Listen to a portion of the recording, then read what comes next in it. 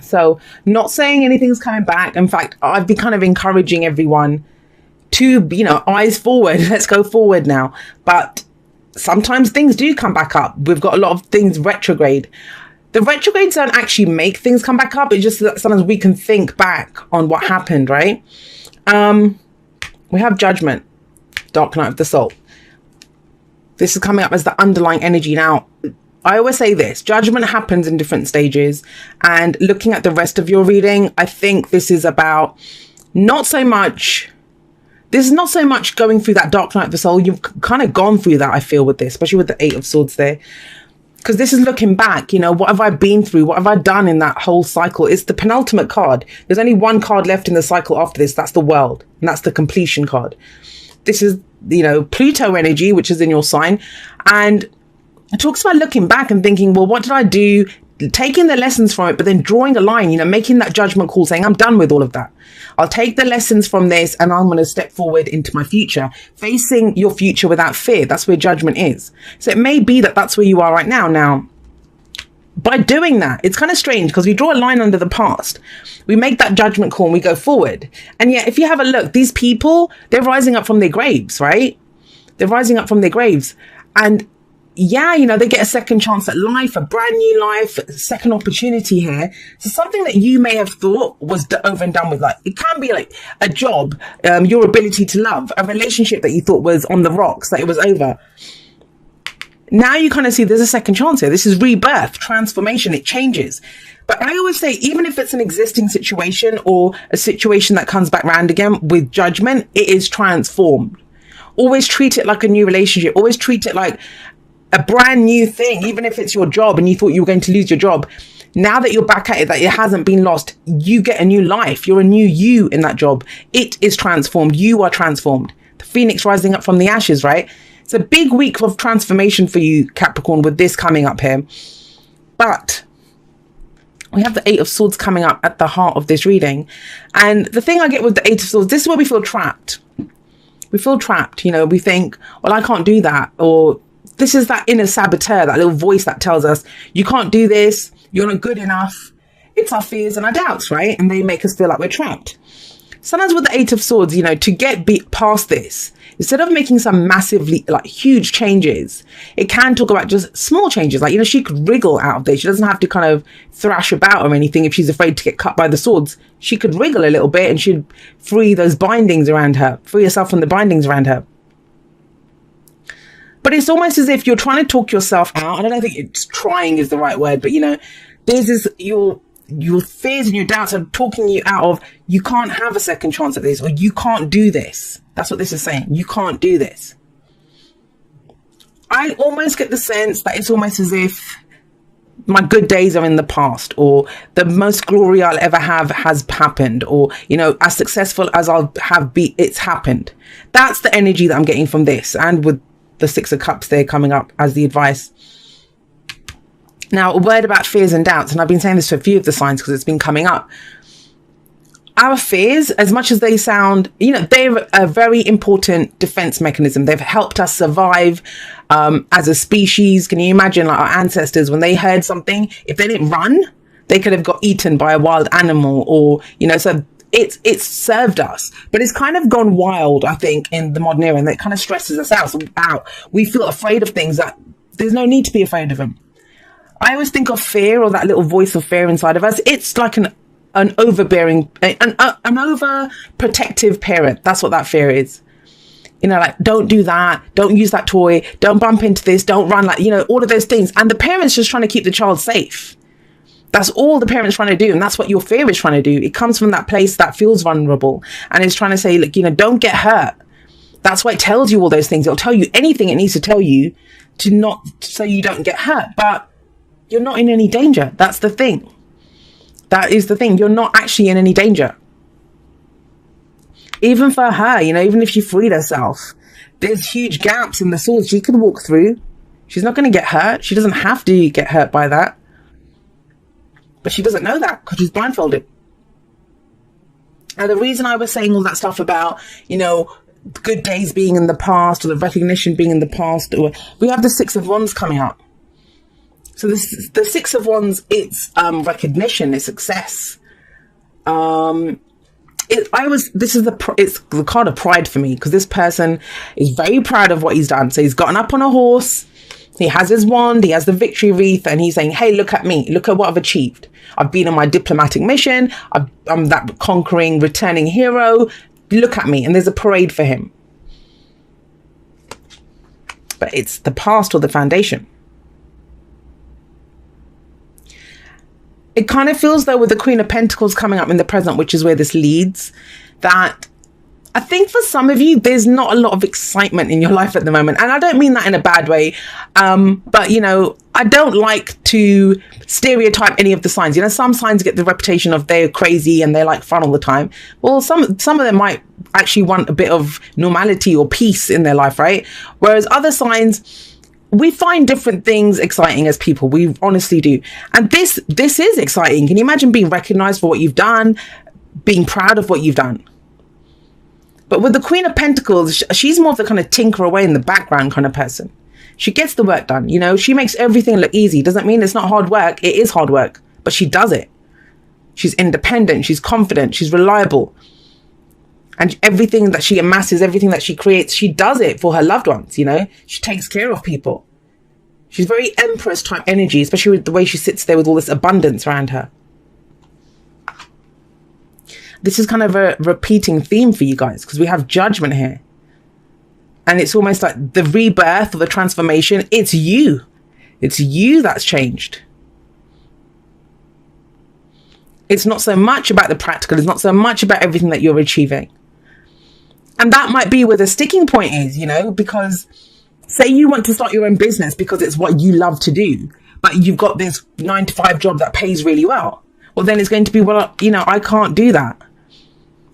But that kind of the pride that you had, I mean, this is that mundane. It's become like the 9-to-5, day-to-day, whatever you're doing. If this is work reading, if this is a relationship, you know, maybe it just feels like you're not seen anymore in that relationship, that both it's just become about you're the security, you're the stability, you know, you're the provider, whether that's you're the stay-at-home person or whether you're at, you know, a job bringing home the bacon. It's not about that. It's just, it feels like you're looking back and thinking, well, you know, things used to be kind of fun, or, you know, I was achieving something, or I had a sense of victory or pride in what I was doing. And you don't kind of have that. Yeah, you know, this is stable. This is secure. But when we're secure, when we're stable, we don't really grow. We know we're not inclined to grow that much. And I think you have an urge. You have an urge to kind of break out of this and to be more than just a stable person, to be more than just the practical one, to be more than just the one who brings home the money, right? Or takes care of the house. That's where Judgment comes in. That's where this is massive transformation that's coming in. Now, what does that lead to? You know, what does it lead to? It leads to the King of Cups. The King of Cups, love him. He's, you know, very nurturing, very caring, very supportive energy. And this is where it kind of veers off in a few different directions for you guys. For some of you, it might be that, you know, you've just been working hard and that's been what you've been doing. Not to stereotype Capricorn, because a few of the other signs have gotten that kind of message too. But, and now it's about, well, I want to get into a heart space. This could be the ideal lover. The King of Cups is the ideal lover for me. It's our idea of who we want to be with, the ideal partner. They're romantic, or, you know, the kind of sweet, the one who whispers sweet nothings to us. That's the King of Cups energy, whatever that indicates for you. But it's almost like, I don't know if I can do this. Now, for others of you, it's not who you want. That's not another person. It's general, right? So it can go both ways. This is about you. The King of Cups knows how he feels. The Queen of Pentacles, she will work away in the trenches. Like, she's a good soldier. You know, she gets everything done and she makes it look easy. The King of Cups, he's a king. So he knows how he feels. But he doesn't always express how he feels. That's the thing with the King of Cups. He can be cagey. He can be secretive. You know, still waters run very deep with him. Especially with the 8 of Swords sat above here. Is there something that you want to express, Capricorn? And it might be that that time's come. And you might still be in the process of figuring out what your heart wants. Because right now your thoughts are kind of stopping you, or, you know, giving you that back chat. No one can tell him what to do. He's a king. And have a look, you know, the Queen of Cups, she holds on to her cup, but the King of Cups, he has it sat there and he ponders and he thinks and he's like, okay, well, how do I feel about this? And he knows how he feels, but he's thinking, when's the right time to say it? Now, if you're wanting to say something to someone, it's fine to like express it when you're ready to express it. You know, there's no judgment. And I do believe divine timing is our own timing. When we're ready to do something, we will do it. But always own it. Are you not saying something because your fears are telling you, don't say it, don't say it? Now, that might be, like I said, it can go off in loads of different directions. This might be telling your people at work that, you know, great, I know I'm the top salesperson or I do the best in that job, whatever, but I want more. It's not fulfilling me. I feel different. I want to go for something new. I want to do something, you know, coming from my heart space. They could be saying that. Could be telling your partner that, look, can we go have a date night or can we go do something else? If you've just been working, it might be, okay, I know I'm trying to build a business, but maybe I need to take at least one day off a week and go spend it by myself or spend it with friends and family or reconnect with people. There's a very strong energy of a rebirth here, of a rebirth. It feels like you started off with a dream, and this is totally channeled that's coming through. You started off with a dream and you've done it. You've done great, guys. You've done great. Like she's the worker, man. I love her. If I was ever going to do anything, I'd take the Queen of Pentacles with me to get it, to achieve it. If that's the partner, if I had one choice for, you know, any of the court cards, I'd pick her. And you've done it. But it's okay to want something different. It's okay to think, well, I've achieved that now. What else can I do? Look in a different area of your life. It's not so much about the practical stability and security now. And I feel like it's going back. You're going back to a dream that you had. Maybe you had to make a choice for two things and you picked one path. You've been successful at that. Now it's time you're going back and thinking, well, what was the other option? Whether that's a person, whether that's a job, whether that's a way of life. You know, spending time with friends and family. This energy can play out in a number of different ways. Because the advice is the Six of Cups. And the Six of Cups is nostalgia. It's looking back. There's a kind of, I always feel like there's a sense of a loss of innocence when the Six of Cups comes up. Because we're remembering a time when we were innocent. Or we were childlike. You know, when we got such simple pleasure and joy from something. And we think back and we look back at it because it was a happy time, right? That was this. You know, sometimes we can overcome something so simple, like a simple task or obstacle or something that we're doing. And we take such pride in it. We think, wow, you know, I did this so well.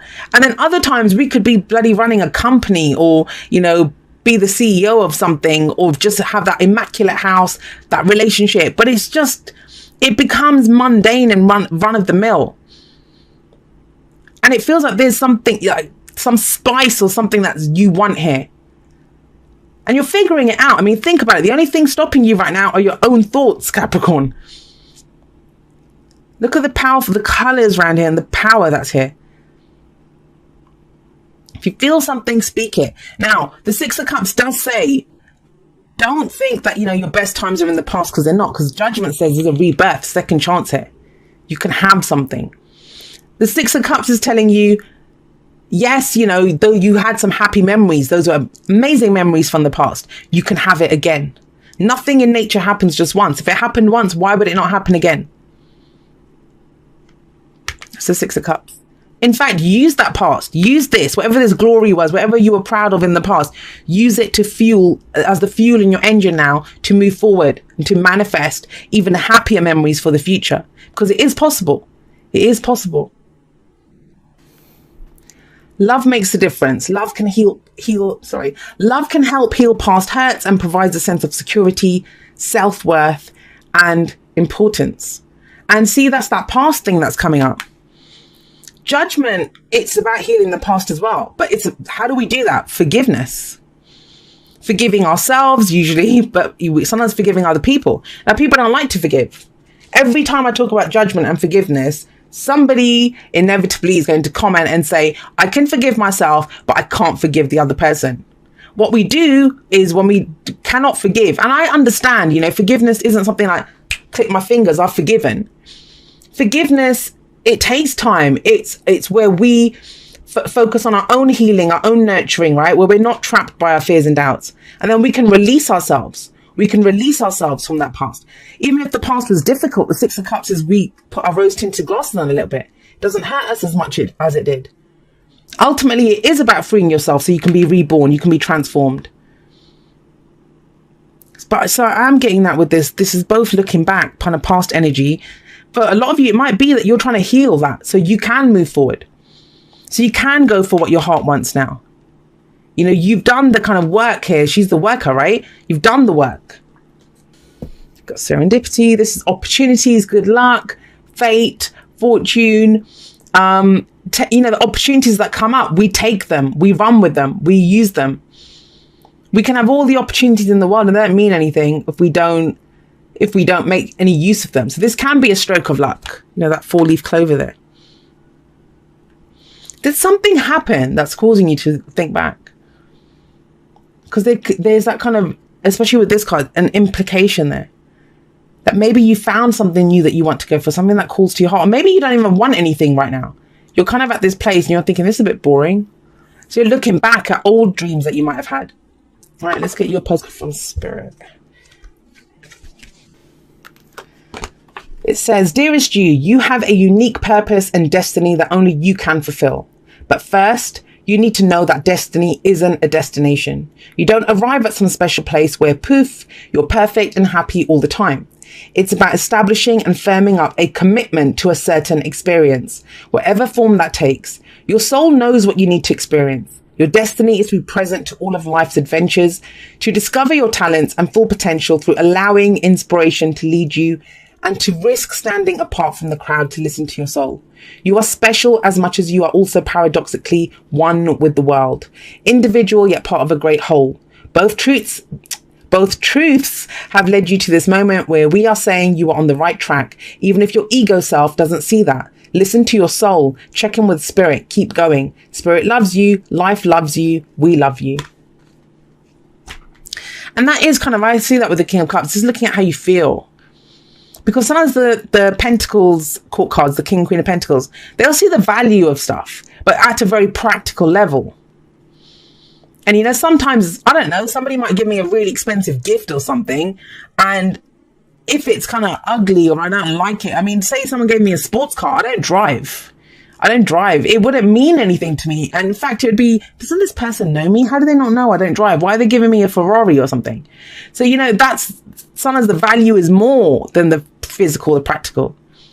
It's about the heart space value. And that kind of feels like where this is shifting this week.